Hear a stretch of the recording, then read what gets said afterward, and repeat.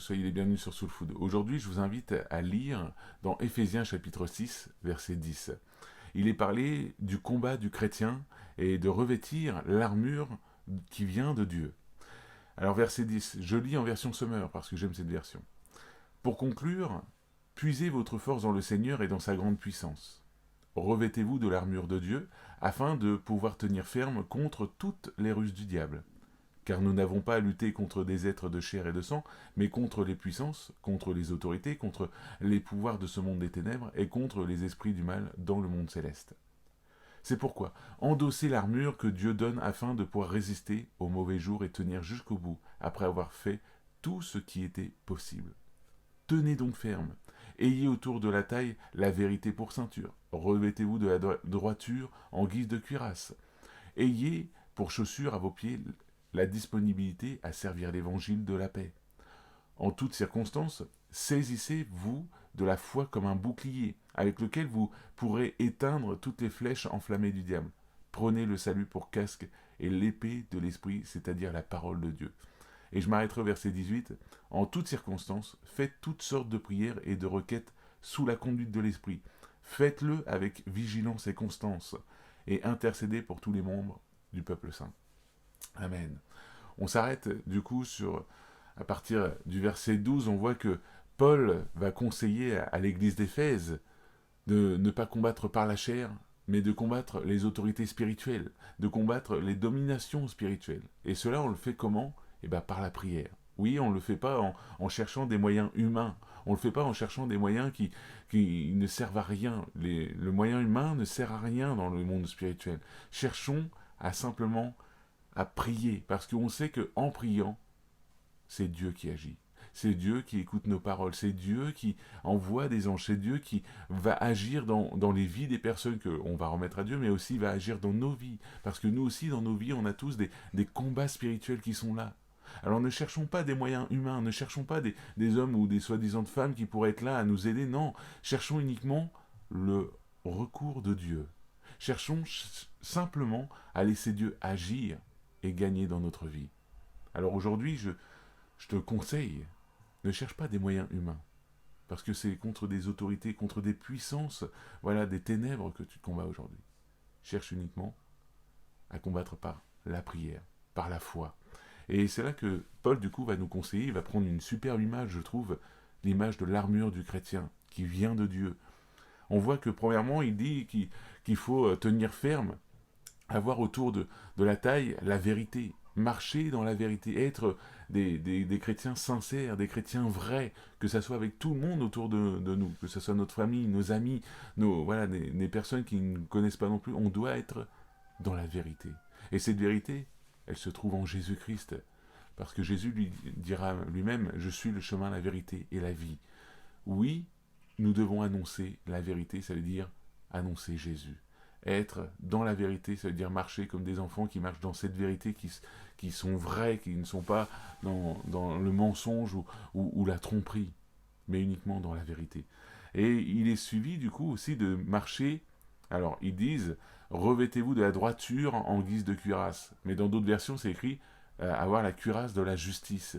Oui, cherchons la justice de Dieu. Je vous ai partagé une autre vidéo la semaine dernière sur la justice. C'est quoi la justice ?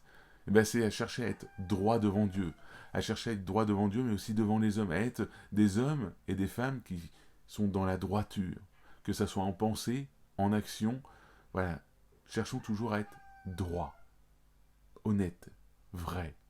Donc ça se joint, hein, la ceinture de la vérité, ça se joint. Hein.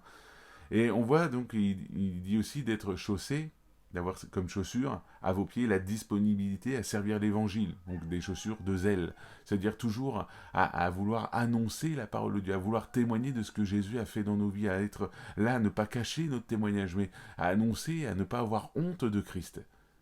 Donc aujourd'hui, je t'invite, toi aussi, si peut-être tu as du mal là-dedans, à te former, à commencer à évangéliser, à partager ce que Jésus a fait dans ta vie. Souvent, quand on partage à quelqu'un, on s'imagine pas, mais Dieu fait son œuvre dans son cœur. Peut-être on croit qu'on fait mal ou quoi que ce soit, mais Dieu sait ce qu'il fait. Il avait certainement besoin d'entendre juste un mot, juste un témoignage, même si ton témoignage n'est pas parfait, Dieu est capable d'agir dans les cœurs des gens. C'est lui qui agit. Et il est dit, donc, il faut en toutes circonstances saisir le bouclier de la foi. Ça, vous ne pouvez pas combattre si vous n'avez pas ce bouclier. C'est par la foi que nous marchons, c'est pas par la vue. C'est ni par ce qu'on ressent, ni par ce que l'on voit, donc par la vue, mais c'est uniquement par la foi. Ça veut dire qu'on fait confiance en Dieu. Si on ne le voit pas, si on ne ressent pas, on fait confiance en sa parole. Dieu nous dit qu'il est là avec nous chaque jour. On a confiance. Seigneur, je crois que tu es là. Pardon. On dit que je m'étouffe. Voilà, donc on combat avec le bouclier de la foi. On dit, Seigneur, j'ai confiance, tu es là et tu me fais gagner des batailles. Alors oui, je brandis ce bouclier de la foi. Je brandis parce que je sais que tu es là.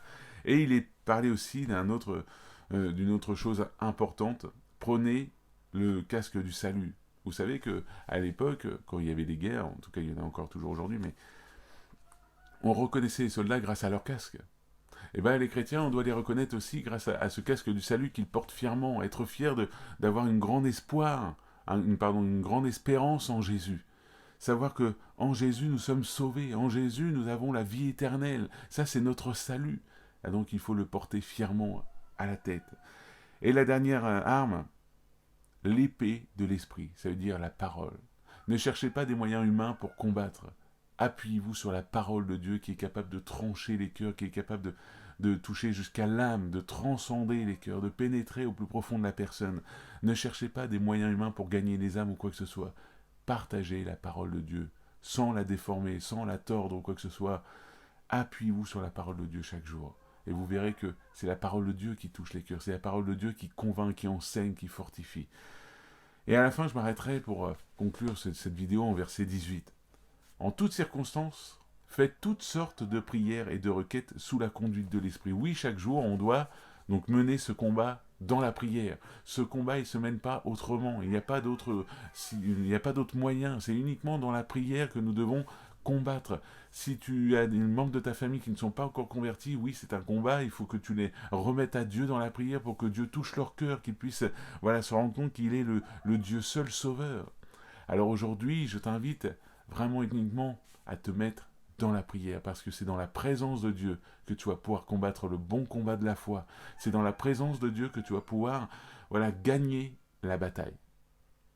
Alors aujourd'hui, ne cherche pas d'autres moyens. Cherche uniquement Jésus-Christ qui est capable de te donner la victoire dans ta vie. J'espère que cette vidéo t'a fortifié, encouragé. N'hésitez pas à reprendre le passage de Éphésiens 6 parce qu'il est très encourageant. Paul donne de très bons conseils aux chrétiens d'Éphésiens. Vraiment, je vous invite vraiment à vous mettre aujourd'hui dans la prière et à dire Seigneur, je sais que les combats que j'ai dans ma vie, je ne les remporterai pas autrement que dans la prière. On va prier justement pour ça ensemble. Seigneur, merci de poser ta main sur la personne qui regarde cette vidéo. Merci de la fortifier, de l'encourager, de la bénir dans sa vie. Oui, Seigneur, c'est vrai que ce n'est pas par des moyens humains que l'on veut combattre. C'est pas par la chair ni par le sang. Seigneur, on veut combattre spirituellement et on sait que tout cela se passe dans la prière. C'est dans ta présence, Seigneur, que nous remportons des batailles parce que tu es le Dieu qui est tout-puissant, le Dieu 3 fois saint. Toi seul, Seigneur, as vaincu ce monde. Alors je te remercie, Père éternel, de venir poser ta main sur la personne qui regarde cette vidéo. Merci de l'encourager, de la fortifier, de la remplir de ton Saint-Esprit pour que chaque jour elle puisse se maintenir dans la présence, dans ta présence, Seigneur. Parce que c'est uniquement dans ta présence que l'on remporte la bataille. Alors merci, Père éternel, d'agir dans nos vies. Merci de combattre, Seigneur, à notre place. Merci de venir chasser tout esprit impur qui voudrait nous éloigner de toi. Merci encore de fortifier, Seigneur, chaque personne qui regardera cette vidéo. Dans le nom de Jésus, à toi toute la gloire, l'honneur et la puissance. Merci, Père. Amen. N'hésite pas à t'abonner si ce n'est pas déjà fait, à mettre un petit like et un petit commentaire pour savoir ce que tu en penses. Et je te dis à la prochaine.